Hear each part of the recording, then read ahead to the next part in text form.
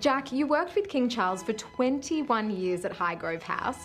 Can you tell me a little bit about how you first met him and how you got the job? I weirdly met him at my uncle and aunt's house in Hereford. He came to church recital, and it was during half time. He came actually to their house to do a wee, if anything, and met him and thought, this guy seems so normal. So I wrote and asked for a job, and that's how I got the job. Coming to Highgrove, you actually realize you're actually learning from him as well, because he's got such a passion for the countryside, for organics, for the nature, the farming community. I mean, he's really got his sort of heart and soul in the country, and learning that from him, I think, was so important.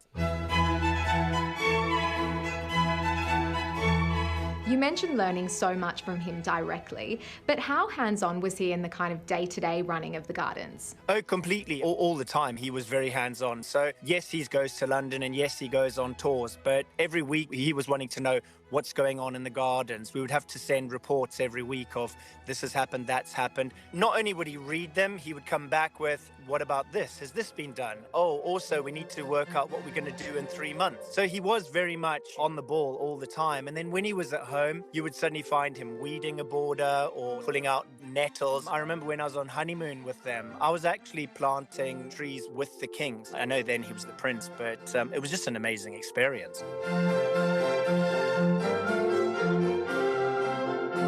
And what about Queen Camilla? Did you have much to do with her? She's just as lovely, and they've actually have separate homes and separate gardens. I used to go from time to time to her garden as well and do work there. And again, she was very much hands-on. She knew exactly what was going on in the gardens, what needed weeding, what didn't. Could I help with this? Could I help with that? I mean, even while there, she so much so, like, down to earth. She would come out and say, oh, did I want a coffee? And I'd say, oh, yes, please, that would be lovely. And while chatting, I'd be at the door, and she would actually be, putting the coffee in the cafetiere. Do you want milk? Do you want this? Do you want that?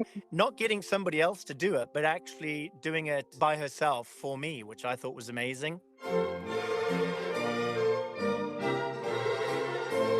Highgrove Gardens, of course, are open to the public. Did that add to the pressure, or was it more rewarding that so many people could share in the work that you were doing? What's amazing is when the king had started it, he wasn't sure what was going to happen with it. He then wanted people to come and appreciate it, wanted people to come and see the organics and how organics is amazing and what it can do and what it can achieve.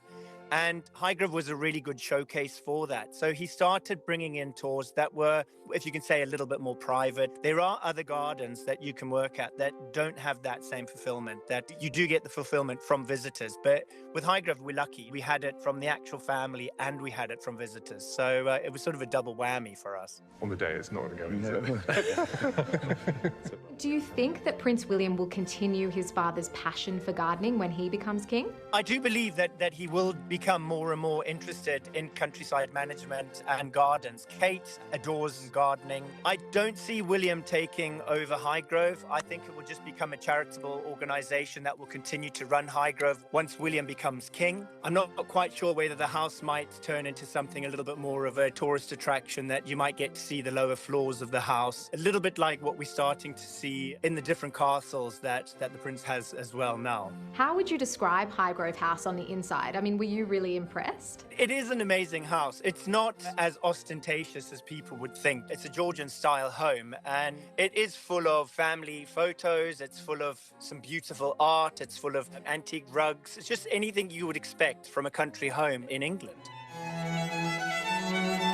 So are you still gardening in retirement, or did you feel like you wanted to hang up the gloves? I still love gardening, giving garden advice, doing talks about gardening online, cruise ship talks. So there's so much that I'm doing now. So I do find I'm probably as busy, if not busier. Well, that has got to be a dream job for a gardener, hasn't it? Yeah, he's got the green thumbs, hasn't he? Lovely insight into life at Highgrove House. Yeah, Thank you, good Britt, report, for that Britt. interview.